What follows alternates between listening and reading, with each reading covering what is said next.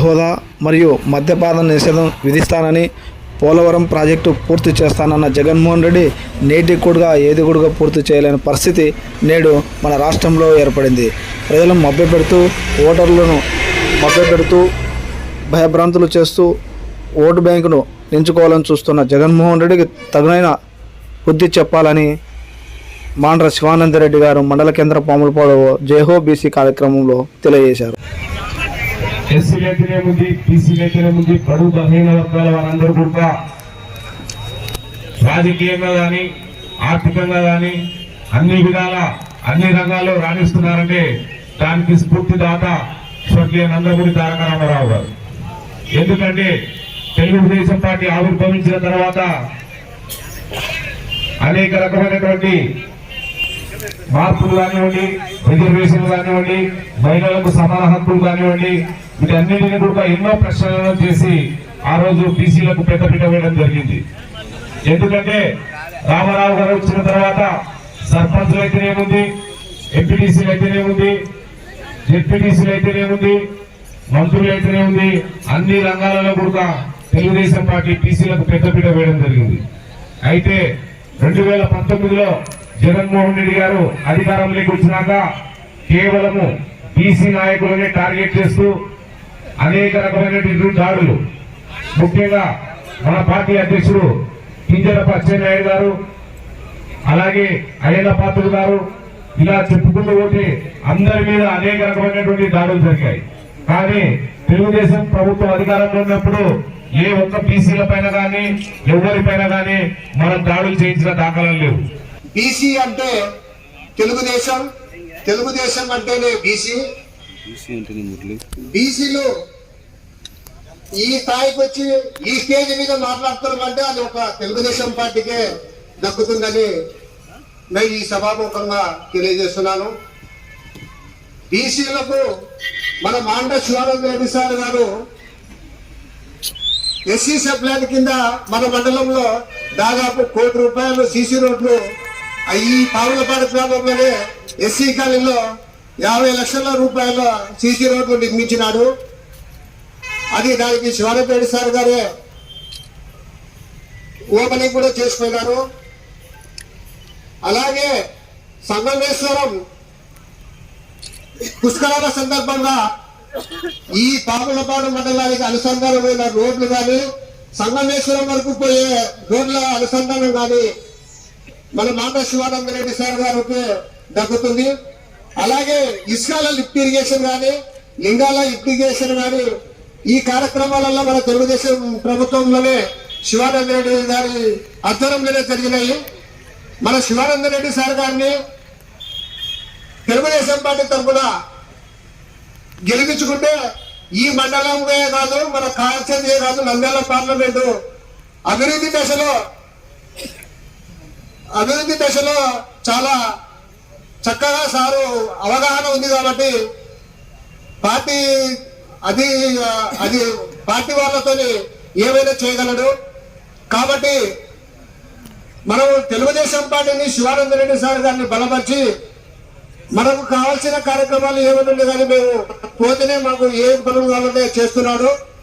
కాబట్టి మేము ఏదో మీ దగ్గరకు వచ్చి మాకు శివానందరెడ్డి గారికి సహకరించండి అని చెప్తే దయచేసి మీరు కూడా తెలుగుదేశం పార్టీకి బలపరిచి తెలుగుదేశం పార్టీని గెలిపించగలరని ఈ అవకాశం ఇచ్చిన పెద్దలకు అందరికీ నమస్కారాలు తెలియజేస్తున్నాను. ఆరోగ్య పథకాలపైన సంక్షేమ పథకాలను రద్దు చేసిన కథ కూడా జగన్మోహన్ రెడ్డి గారు వస్తుంది. బీసీలకు ఉన్నటువంటి 34% రిజర్వేషన్లు 24% చేసి బీసీలకు 68,000 పదవులను దూరం చేసిన ఘనత మన జగన్మోహన్ రెడ్డి గారు దక్కుతుంది. కరెంటు బిల్లు గురించి మాట్లాడుతున్నాను.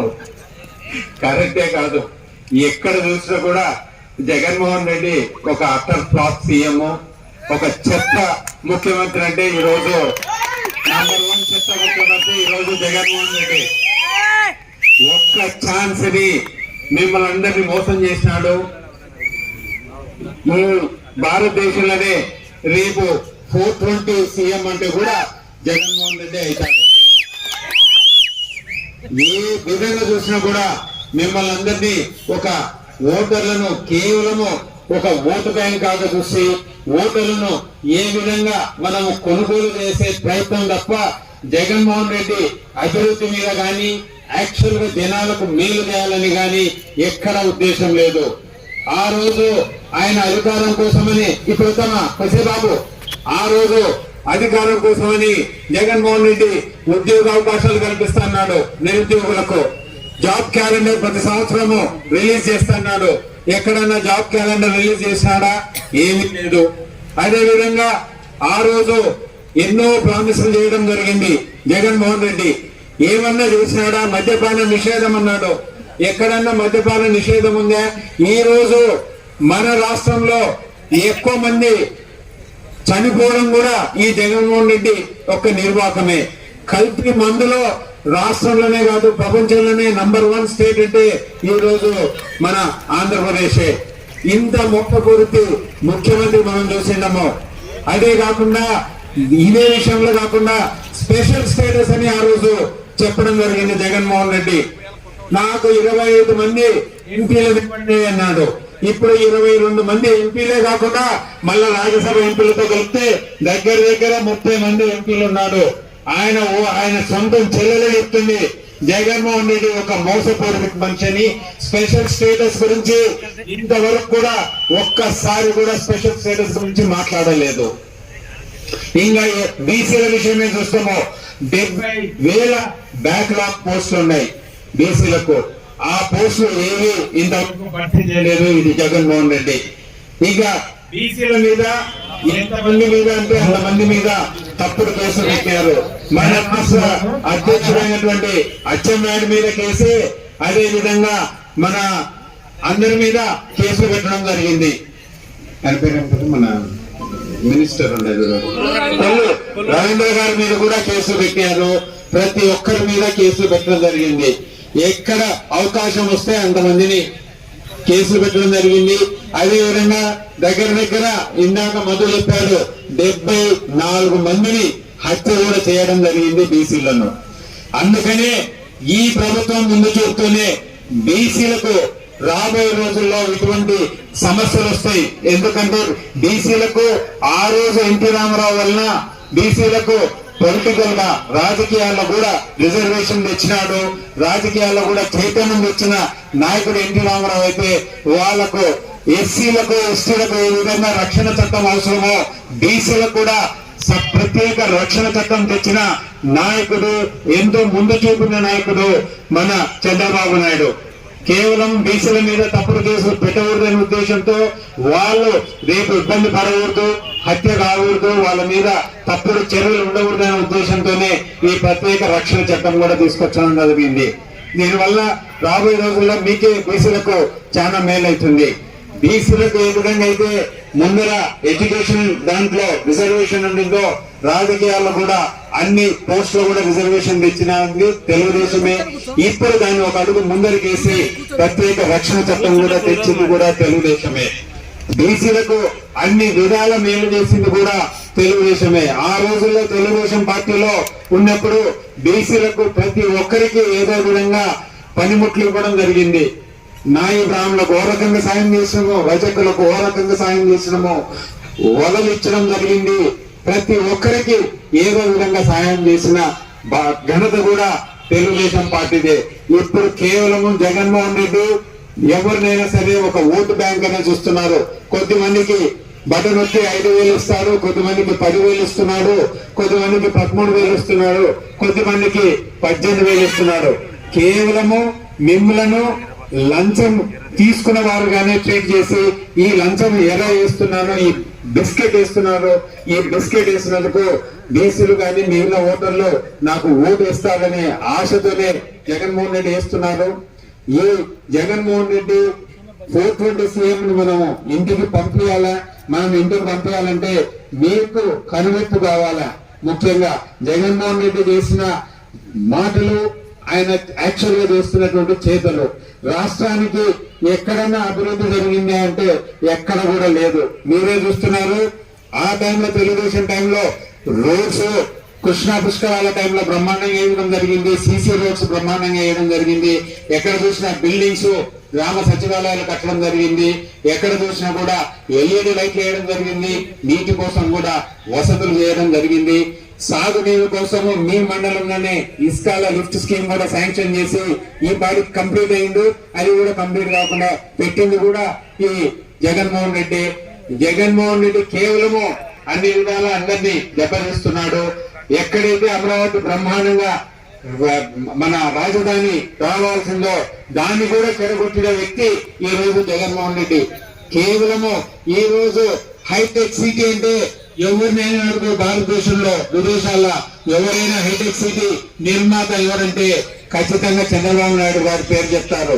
రేపు అమరావతి నిర్మాత ఎవరంటే కూడా చంద్రబాబు నాయుడు పేరు చెప్తారు. కన్నా చంద్రబాబు నాయుడు పేరు రాకూడదని, ఆయనకు మంచి రాకూడదనే ఉద్దేశంతోనే ఈ రోజు మనకు ఈ అమరావతిని కూడా ఏ మాత్రం నిర్మాణ దశలోనే దాన్ని చెడగొట్టేసేసి 3 రాజధానులు అన్నాడు. ఇప్పుడు 30 రాజధానులు అంటారు. ఇంకా రాబోయే రోజుల్లో ఒక రాజధాని కూడా ఉండదు. అటువంటి తిక్క చేష్టాలు చేసి ఈ జగన్మోహన్ రెడ్డికి ఖచ్చితంగా మీరల్లా బుద్ధి చెప్పాలా. మీకల్లా ఆల్రెడీ ఈ 5 సంవత్సరాల్లో ఆయన ఏదో ముద్దులు పెట్టి ఏదో విధంగా పాదయాత్ర చేసుకుంటా మిమ్మల్ని నల్లా మభ్య పెట్టి ఓటు వేయించుకున్నాడు ఒక ఛాన్స్ అని. చాలా మంది ఆయన రాజశేఖర రెడ్డి కొడుకు, రాజశేఖర రెడ్డి లాగానే రైతులకు పెద్దపీట వేస్తామనుకున్నారు. రైతులకు కూడా ఏ విధంగా పెద్దపీట వేయలేదు. రైతాంగానికి ముఖ్యంగా కావాల్సింది ఏ రైతు పీట వేయలేదు. రైతాంగానికి ముఖ్యంగా కావాల్సింది ఏ రైతును అడుగు, నాకు ఏమొద్దు సార్, నాకు సాగునీరు ఇస్తే చాలంటాడు. ఏ రైతైనా సరే సాగునీరు ఎక్కడన్నా డెవలప్ చేసినాడా మీకు? ఈ పాములపాడే కాదు, ఏ మండలంలో చూసుకో సాగునీరు లేదు. అదే మన పోలవరం ప్రాజెక్టు తెలుగుదేశం పార్టీ టైంలో 75% కంప్లీట్ అయితే ఈ జగన్మోహన్ రెడ్డి టైంలో 5% కూడా కంప్లీట్ కాలేదు. కేవలము రివర్స్ టెండరింగ్ అని ఉన్న ప్రాసెస్ నల్లా ఆపేసేసి దాన్ని అసలు ముందుకు సాగకుండా ఎక్కడైతే కమిషన్లు వస్తావో బ్రహ్మాండంగా ఆ ప్రాజెక్టులు కొత్తవి కూడా టేకప్ చేసినాడు. ఉదాహరణకు మీ పక్కన ఉన్న రాయలసీమ లిఫ్ట్ స్కీమ్ కూడా అది ఎందుకు స్టార్ట్ చేసినాడంటే దాంట్లో ఉండేవే కమిషన్లే, ఆడ ఉండేవి ఎర్త్ వర్క్. దాంట్లో కొత్త ప్రాజెక్ట్ అయితే బ్రహ్మాండంగా కమిషన్లు దిగొచ్చు అనే ఉద్దేశంతోనే ఈ జగన్మోహన్ రెడ్డి ఆ ప్రాజెక్టు స్టార్ట్ చేస్తున్నాడు. అది కూడా సెంట్రల్ గవర్నమెంట్ దృష్టిలో పోయి ఈ కృష్ణా నది మీద ఎట్లా కడతారని అది కూడా నిలబడిపోయింది. కనీసము ఏ మాత్రం ఇంకిత జ్ఞానం ఉన్నాడు కూడా ఆ విధంగా చేయడు. ఆ జ్ఞానం కూడా లేని వ్యక్తి ఈ రోజు జగన్మోహన్ రెడ్డి. కేవలము ఆయన అన్ని విధాల మాఫియాను రన్ చేసి కేవలం రాష్ట్రాన్ని అభివృద్ధి పదంలో ఉంచకుండా తన సొంత అభివృద్ధి మీదనే శ్రద్ధ చూపినాడు. ఆయన పత్రికలు అయితేనేమి, సాక్షి పత్రికలు అయితేనేమి బ్రహ్మాండంగా అడ్వర్టైజ్మెంట్ ఇస్తున్నాడు 100 కోట్లు. మైనింగ్ లో కూడా వేరే వాళ్ళను మైనింగ్ చేయకుండా మొత్తము ఇసుక మాఫియా అయితేనేముంది, మైనింగ్ మాఫియా అయితేనేమి అన్నిట్లో ఆయనకి లబ్ధి పొందుతున్నాడు. ఇంకా ఒక ఆయన చెప్తున్నాడు మందు కూడా అని. మీకు తెలుసు నంద్యాలలో ఉన్న మందు ఫ్యాక్టరీ కూడా ఎస్పీ రెడ్డి కంట్రోల్ లేదు, అది కూడా జగన్మోహన్ రెడ్డి కంట్రోల్ లేకపోయింది. ఎక్కడ చూసినా నాసిరకం మందు వస్తుంది. ఈ నాసిరకం మందు వల్ల కొన్ని 100 మంది చనిపోవడం కూడా జరిగింది. కేవలము మీరల్లా ఏదో ఒక అవకాశం వస్తుందని మన ఆడపడుచులు ఏదో మద్యపాన నిషేధం చేస్తే మా భర్త కనీసము తాగకుండా ఇంటికి తొందరలు వస్తారనుకుంటే ఇప్పుడు చాలా మంది మహిళలు వారే నాసిరకం మందు ఇవ్వకుంటే నాణ్యమైన మందు ఇచ్చింటే కనీసం నా భర్త బతుకుండేనే పరిస్థితికి వచ్చినారు. ఖచ్చితంగా రాబోయే రోజుల్లో తెలుగుదేశం పార్టీని మనము గెలిపించుకొని మనము నారా చంద్రబాబు నాయుడు గారిని ముఖ్యమంత్రి చేస్తేనే ఈ రాష్ట్రాన్ని అభివృద్ధి చేస్తాడు. ఆ రాష్ట్రాన్ని అభివృద్ధి చేయడం అంటే ముఖ్యంగా మొన్ననే బనకచెర్లు వచ్చినప్పుడు సార్ కూడా అర్థమైంది. మొత్తము ఎక్కడికి కాలువలు పోవాలన్నా అది నందికొట్కూరు నుంచే పోవాలా. ఖచ్చితంగా నందికొట్కూరికి లిఫ్ట్ ఇరిగేషన్ స్కీమ్స్ అన్ని శాంక్షన్ చేసి ముఖ్యంగా మన మిత్తూరు మండలం అయితేనేమి, జూపాడ బంగ్లా మండలం అయితేనేముంది, నందికొట్కూరు అయితేనేముంది, పాములపాడు అయితేనేముంది, కొత్తపల్లి అయితేనేముంది, ఈ మండలాల్లో బ్రహ్మాండంగా లిఫ్ట్ స్కీమ్స్ ఏర్పాటు చేయాలని దృఢ నిశ్చయం కూడా తీసుకోవడం జరిగింది. రాబోయే రోజుల్లో మనకు అభివృద్ధి కావాలా, నీటిపారుదల కావాలా, అన్ని కావాలనుకుంటే అది ఒక తెలుగుదేశంతోనే సాధ్యపడుతుంది. అదే విధంగా ప్రత్యేక చట్టం తీసుకురావడం వలన బీసీలకు కూడా న్యాయం చేసే సత్తా ఒక తెలుగుదేశంతోనే అవుతుంది. ఎస్సీల సబ్ ప్లాన్ అయితేనేముంది, ఏవైనా సరే ఎస్సీలకు కూడా న్యాయం చేయగలిగిన సత్తా ఒక మన తెలుగుదేశంతోనే ఉంది. ఈ గత 5 సంవత్సరాల్లో నాకు తెలిసినంత కాడికి ఒక్క పైసా కూడా సబ్ ప్లాన్ కింద ఇవ్వలేదు. బీసీ కింద ఉన్న 73,000 సబ్ ప్లాన్ నిధులు కూడా మళ్లించడం జరిగింది. ఈ జగన్మోహన్ రెడ్డి కేవలము ఆయన బటన్ నొత్తి కొద్ది మందికి డబ్బులు ఇచ్చి వాళ్ళను ఒక లంచరాళ్ళగా చూస్తున్నాడు. ఆ ఓటర్స్ ను ఏ విధంగా మనం ఓటర్స్ ను మభ్య పెట్టొచ్చు, ఏ విధంగా మనం ఓటర్లకు లంచం ఇవ్వచ్చు అనే తోనే చూస్తున్నాడు.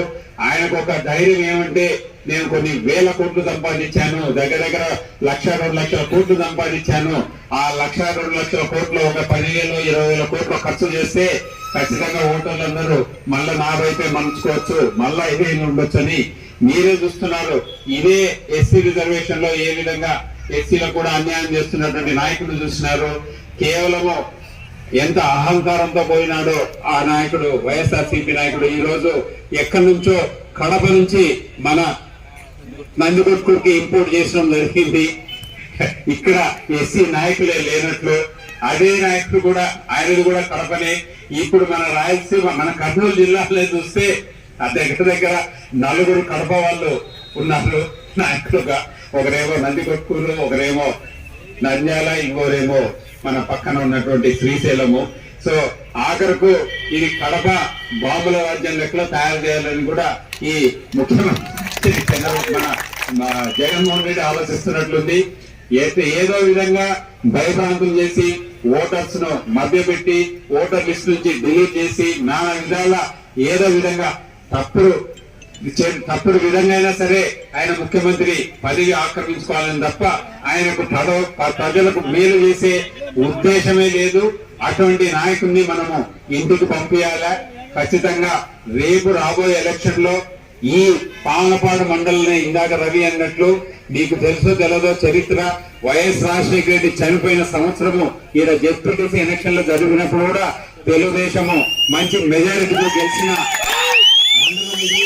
అప్పట్లో శంకరెడ్డి అని మనం రవి వాళ్ళ నాన్ననే ఇక్కడ గెలవడం జరిగింది. సో రేపు కూడా నాకున్న 6 మండలాల్లో కూడా మాక్సిమం మెజారిటీ ఈ పావులపాడు నుంచి కూడా వస్తుందని నేను ఆశిస్తున్నాను. ఖచ్చితంగా పావులపాడు అంటే ఇక్కడ ఉండే వాళ్ళందరికీ తెలుగుదేశం మీద ఎంతో అభిమానం ఉంది. రేపు రాబోయే రోజుల్లో కూడా తెలుగుదేశం పార్టీ అభ్యర్థులను బ్రహ్మాండంగా మంచి మెజారిటీతో గెలిపించి రేపు చంద్రబాబు నాయుడు ముఖ్యమంత్రి అయినాక ఖచ్చితంగా సాగునీరు ప్రాజెక్టులు మీ పాములపాడు మండలానికి పెద్దపీట వేస్తానని ఈ అవకాశం ఇచ్చిన బీసీ నాయకులకు, సోదరులకు అందరికీ నా ధన్యవాదాలమ్మా.